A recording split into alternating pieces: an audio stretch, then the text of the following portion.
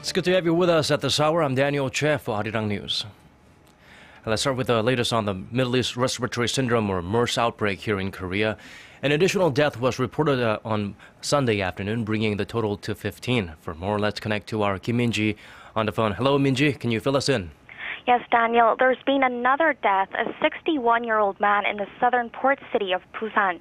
Health officials say he had been receiving treatment at a hospital, but his pneumonia had been getting worse. The man contracted the virus after visiting a relative at a hospital in Seoul who was sharing a ward with a MERS patient. Health officials also confirmed 7 additional cases of MERS on Sunday, bringing the total number of infected people to 145. 4 of the 7 new patients caught the virus at Samsung Medical Center in Seoul, a hotspot for MERS transmission, with over 70 cases traced back to the facility.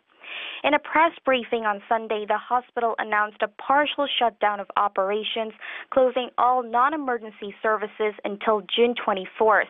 And as of Sunday, about 4,900 people were in quarantine for possible infection.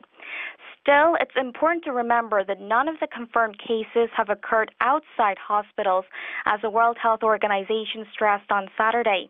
The WHO will be holding an emergency meeting on the outbreak on Tuesday. And the WHO has also urged schools to resume classes, I believe. Are the schools responding positively? Yes, most schools will open their doors again on Monday. Last week, the government shut down almost 3,000 schools around the country. Now they've left the decision up to school principals, and about 440 schools will remain closed. Meanwhile, the military has decided to lift a ban on leave for soldiers as part of government efforts to tame public fear. Currently, there are no soldiers infected with MERS, although several have been placed in quarantine for possible infection. Well, some say that we're battling 2 battles here, one against the actual MERS virus and, of course, the other against public fear. What is President Park Geun-hye doing on the latter front, Min-ji? Yes, in an effort to reduce anxiety, she visited Seoul National University Hospital in the afternoon, which is currently treating 5 MERS patients. The presidential office of Cheongwade said Park offered encouragement to the staff, stressing that an increase in the number of cured patients is proof that the virus can be conquered. The president also visited the shopping district of Dongdaemun to comfort the merchants who are having a hard time due to a significant drop in the number of visitors and tourists. The president assured the merchants the government will do its best to prevent the spread of MERS. Okay, and we also believe there's a case outside of Korea, a Korean man who has been isolated because of a suspected MERS case there in Slovakia. Could you tell us more about that? That's right, Daniel. Slovakian health authorities have isolated a Korean man in his 30s at a hospital in the capital. Officials say he started showing symptoms of a cold last week, and he had received medication, but his conditions haven't been getting better. He's currently waiting for his blood test results. Meanwhile, Seoul's foreign ministry says the man didn't go to places where he would have caught MERS before his visit. He arrived in Slovakia in early June and has been identified as a subcontractor working at Kia Motors plant in the country. And that's all I have for now. Back to you, Daniel. Thank you very much for that report, Min-ji. Moving on, economists say the Korean government will likely draw up a supplementary budget to manage the fallout from the MERS outbreak. According to an analyst from NH Investments and Securities, there was demand for a supplementary budget even before the virus arrived in Korea. The Ministry of Strategy and Finance says the outbreak has seriously affected domestic consumption. Traffic at department stores, movie theaters, and baseball games during the first week of June, when the first MERS deaths were confirmed, dropped 30 to 80% below numbers for the same period a year ago. Economists generally agree that a supplementary budget could help sustain the ailing Korean economy. The Korea Development Institute, or KDI, estimates the 2013 supplementary budget pulled the economic growth rate up by 0.3 percentage points back then. North Korea fired 3 short-range missiles into the East Sea on Sunday. According to South Korea's Joint Chiefs of Staff, they were launched between 4:21 p.m. and 4:45 p.m. and are presumed to be KN-01 missiles. The JCS added the latest launch appears to be a test firing of anti-ship projectiles, noting that they only flew 100 kilometers. The military is keeping a close watch on Pyongyang's movements for additional provocations. June 15 marks the 50th anniversary of a landmark joint declaration to increase economic and cultural exchanges between the two Koreas. But in recent years, inter-Korean ties have soured. Our Kim Hyun-bin reports on possibilities for improving that relationship. June 15, 2000, former South Korean President Kim Dae-jung and then North Korean leader Kim Jong-il met in Pyongyang.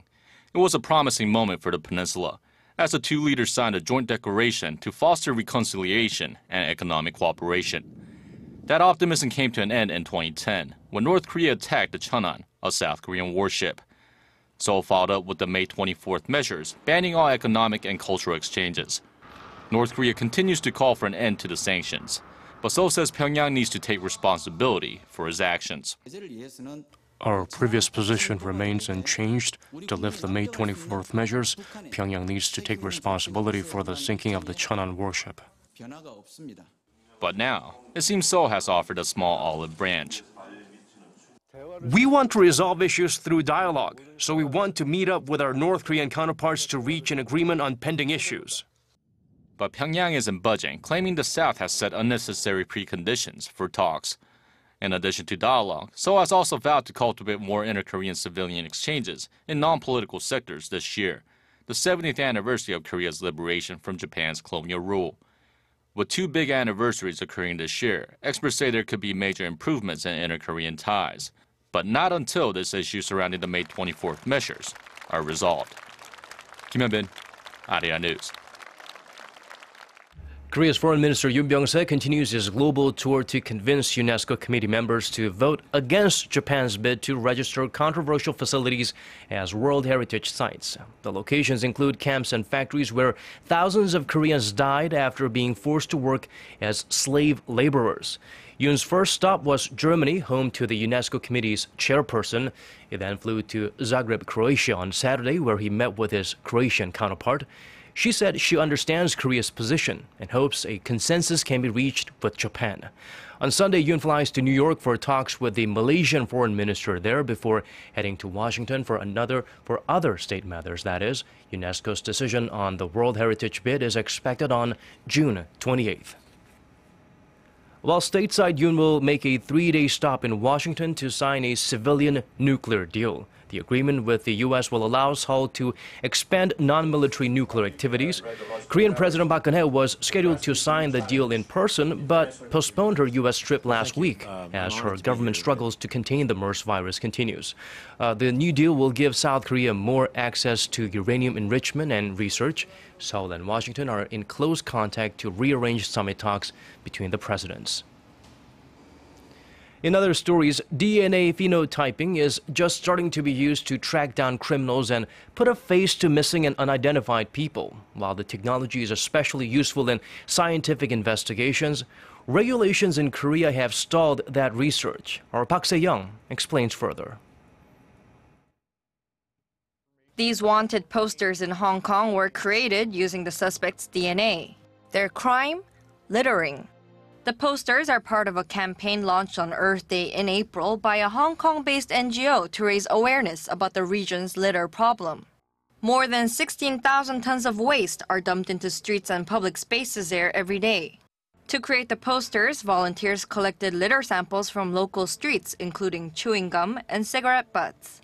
The samples were then sent to a US-based genetics technology company, which used its DNA phenotyping system to read tens of thousands of genetic variants from each sample.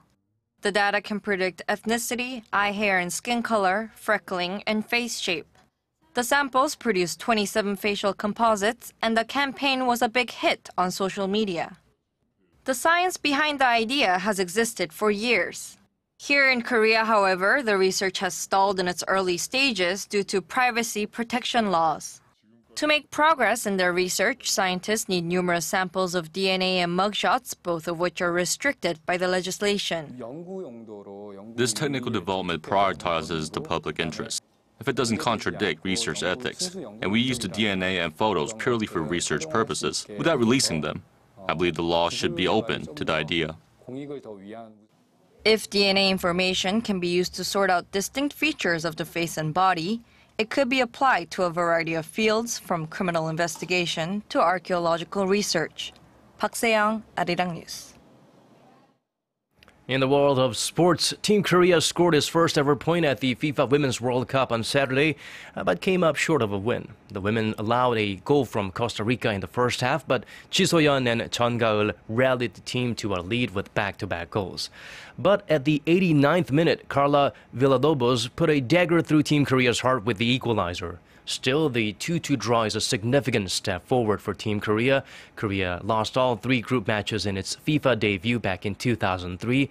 And before this draw, it seemed like that trend might continue in Canada when the ladies lost their first World Cup 2015 match to Brazil. Next up, for 18th-ranked Korea, a must-win match against 14th-ranked Spain at 8 p.m. Thursday, Korea time. And now the weather. If you're in Gangwon-do, Chungcheongbuk-do, or Gyeongsang-namdo provinces on Monday, brace yourself for heavy showers. We'll see overall cloudy conditions across most of the nation with some drizzle in the early hours of the morning. The day will start off slightly cooler with lows of 19 for Seoul and 20 for Daegu. And now let's check out the weather conditions outside of Korea, around the world, in your neck of the woods.